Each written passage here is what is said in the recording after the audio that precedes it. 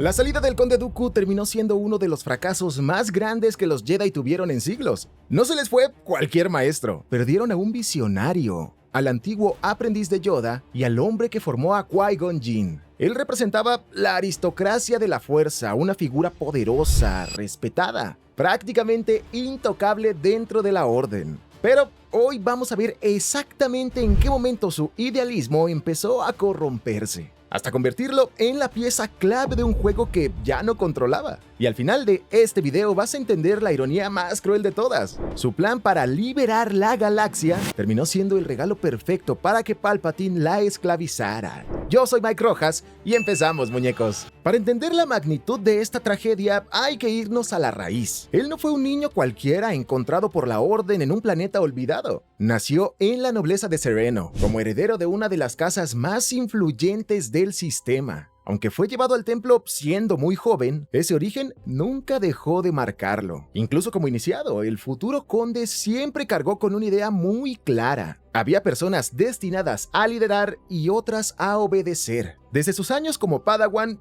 se sintió diferente. No por arrogancia vacía, sino porque su forma de entender la fuerza chocaba con la de muchos de sus tutores. Mientras Yoda le hablaba de paciencia y de confiar en el equilibrio natural, el joven veía el caos de la galaxia y pensaba en acción. Para él, poseer un poder capaz de cambiar el destino de mundos enteros y no usarlo para imponer orden no era sabiduría. Era una falla mortal. En ese contexto, aparece una figura clave, Sifo Dyas. Ambos compartían una preocupación que el alto mando prefería no enfrentar. Los dos sentían que algo oscuro se estaba gestando, que la República avanzaba hacia un conflicto inevitable. Sifo Dyas tenía visiones del futuro. Su compañero, en cambio, veía las grietas políticas en el presente. Y cada vez que intentaban encontrar respuestas, recibían la misma reacción de los maestros: cautela, dudas y espera. Para alguien tan pragmático, esta postura no era prudencia, era pasividad. Pero lo que terminó de fracturar su lealtad no fue solo la filosofía, sino su relación con la política. Empezó a ver al templo como una institución atrapada por el Senado, más preocupada por mantener el equilibrio burocrático que por hacer justicia real.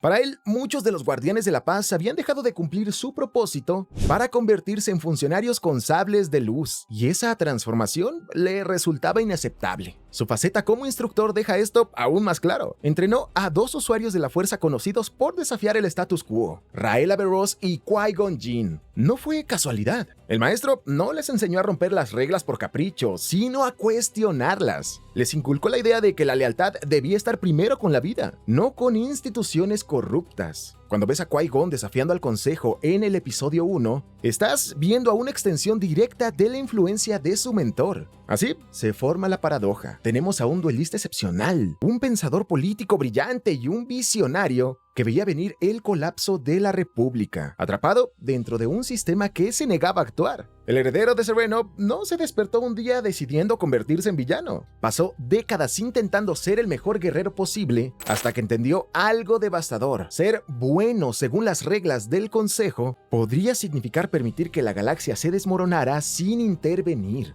Y justamente, años antes de la crisis, tomó una decisión radical. Abandonó formalmente la Orden Jedi y regresó a su hogar natal, donde reclamó el título de conde que le correspondía por linaje. Ya no era un servidor del Consejo, era un gobernante con autonomía política y recursos propios.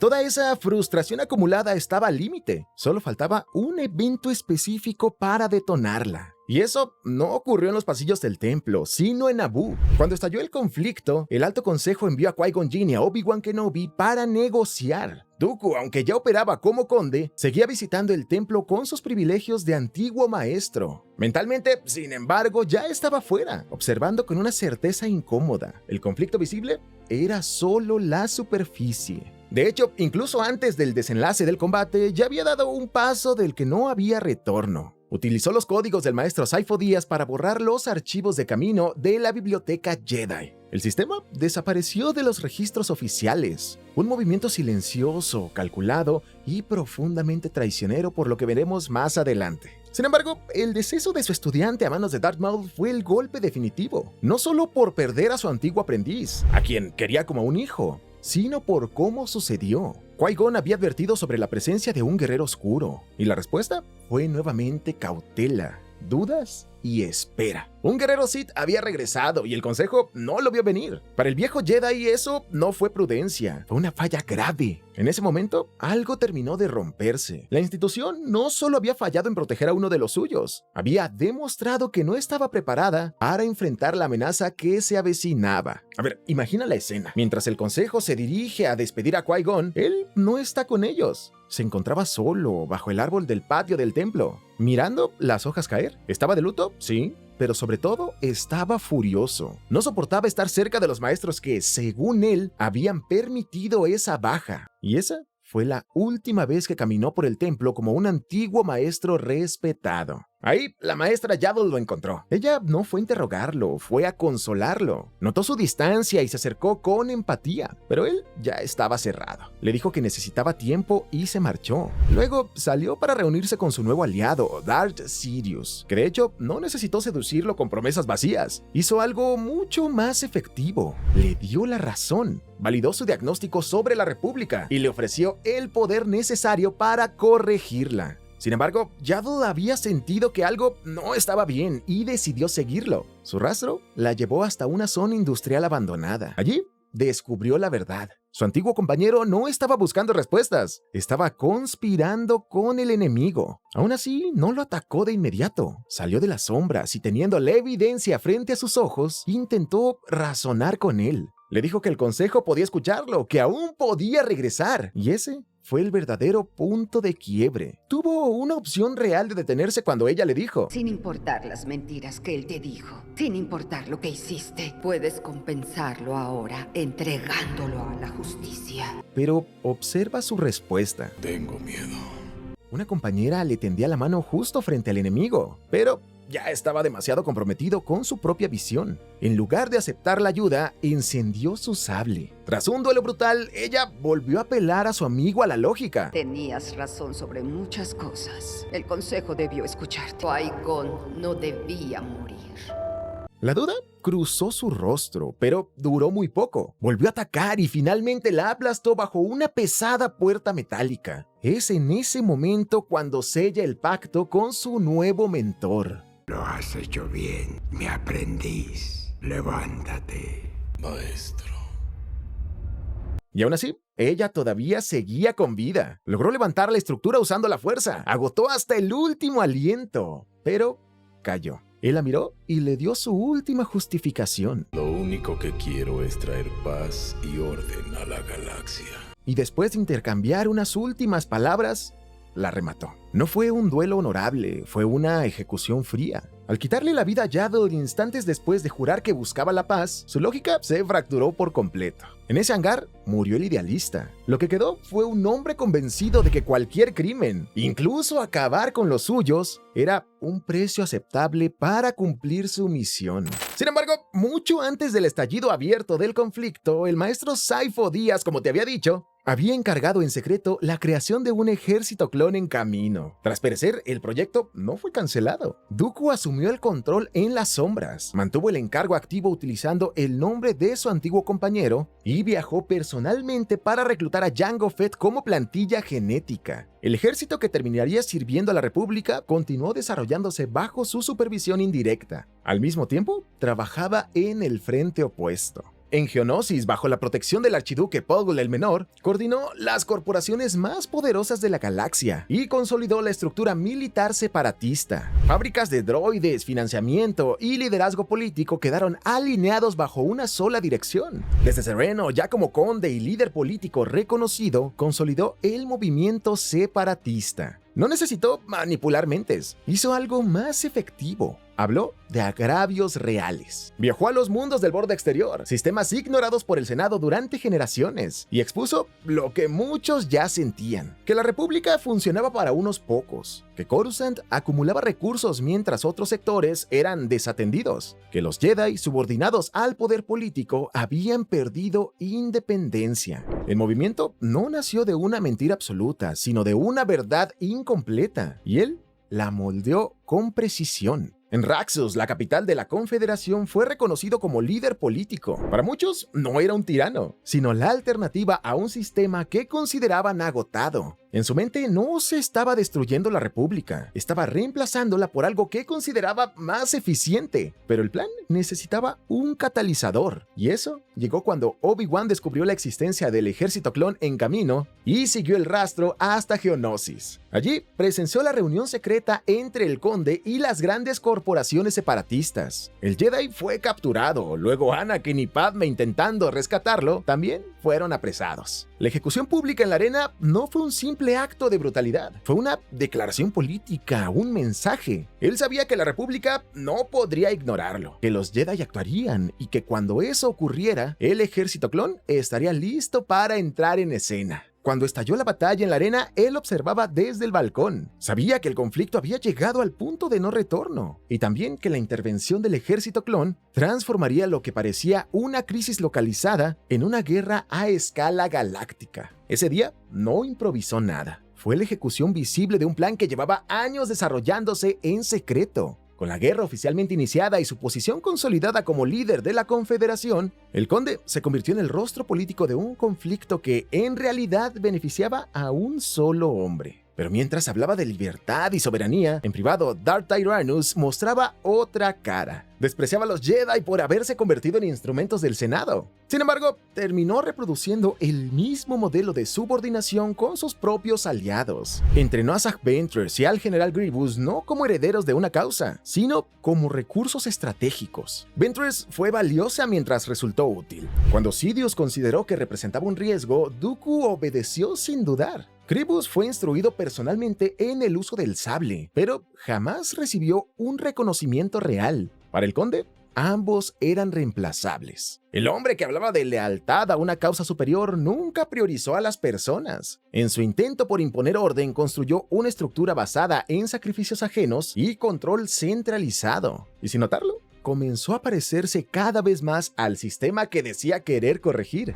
Pero para entender por qué el conde terminó de rodillas en la nave La Mano Invisible, hay que entender qué fue lo que Darth Sidious le permitió creer. Pero antes de llegar a eso, quiero decirte que si te está gustando este contenido, te agradecería muchísimo que le dieras like a este video y por supuesto te suscribieras al canal. Recuerda, es totalmente gratis y te quita una fracción de tiempo. Ahora bien, si quieres ayudarme aún más, puedes hacerlo a través de la función Hypear. Esto lo haces deslizando los comentarios a un costado y ahí vas a encontrar este botón. Puedes hacerlo hasta 3 veces la primera semana de publicación de este video e igual es totalmente gratis y así me ayudas para que el algoritmo de YouTube nos trate bonito y recomiende a muchas más personas. Y ya que andas por ahí, recuerda seguirme en mi Instagram. Me encuentras como @MikeRojasYT y por supuesto lo vas a encontrar en la descripción de este video. Habitualmente ahí subo qué ando haciendo alrededor de la semana, compartimos memes y también podemos platicar un poquito tú y yo. Ahora sí, seguimos con el video.